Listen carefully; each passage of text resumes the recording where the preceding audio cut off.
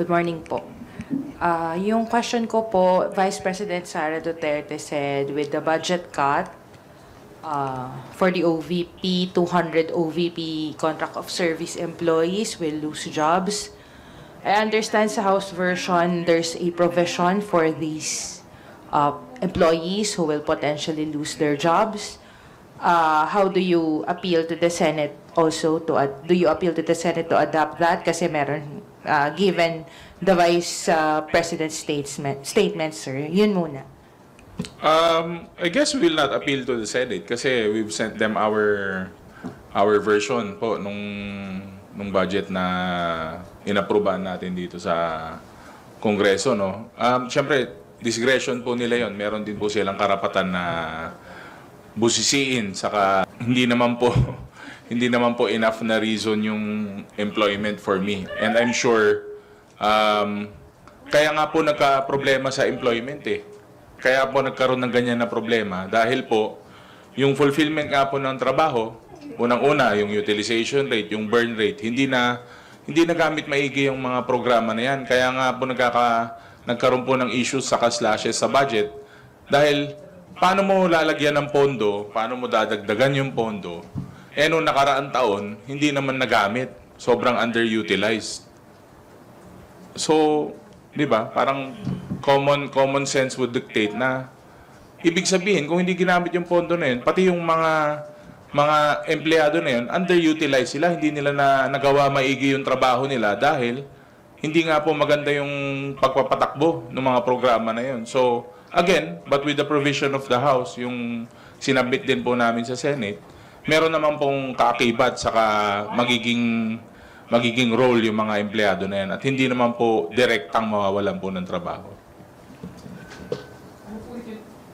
Ano ulit yung question?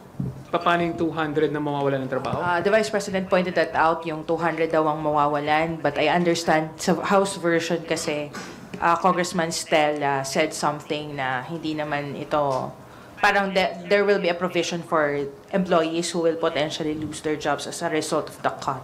So I'm just asking kung may update ba doon or Yes. where do you stand right now there? Yung 200 plus na sabi ni Vice President Sara na mawawalan ng trabaho, para ipaglaban, i-justify yung kanyang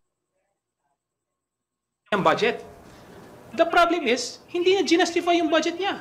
So it's her responsibility. Sinabi niya, bahala ang Kongreso.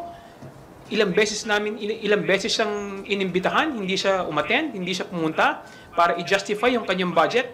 And yet, pagkatapos, ibabalik niya sa Kongreso yung mawawalan ng trabaho. In the first place, kung ginustify niya yung budget niya at inayos niya yung paggamit ng pondo ng pamahalaan, walang mawawalan ng trabaho.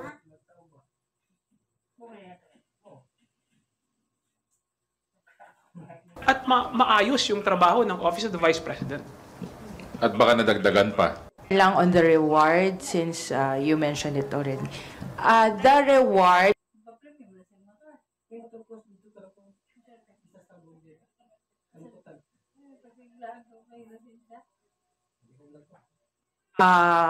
information, the reward is for any individual who can provide information about those signatories na may suspicious names on top of the Mary Grace Mary Grace Piatos lang. Sino yung makakapagturo, no? At para malaman natin kung sino yung makakatukoy, no, nung pagkatao ni Mary Grace Piatos at matutulungan tayo na maiharap siya, no, sa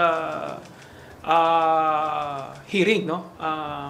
Kasi gusto naming malaman kung may katotohanan ba yung katauhan ni Mary Grace Piatos, no? Kasi ang sinasabi ng Office of the Vice President, totoo si Mary Grace Piatos. So right now, nagbibigay ng nagtulong-tulong yung mga miyembro ng Quadcom ng Blue Ribbon,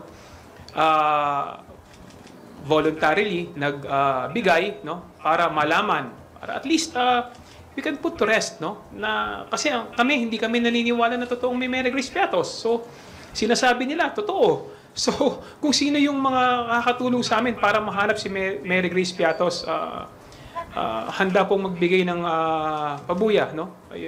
Yung mga congressman para at least matapos na rin yung trabaho namin sa Blue Ribbon.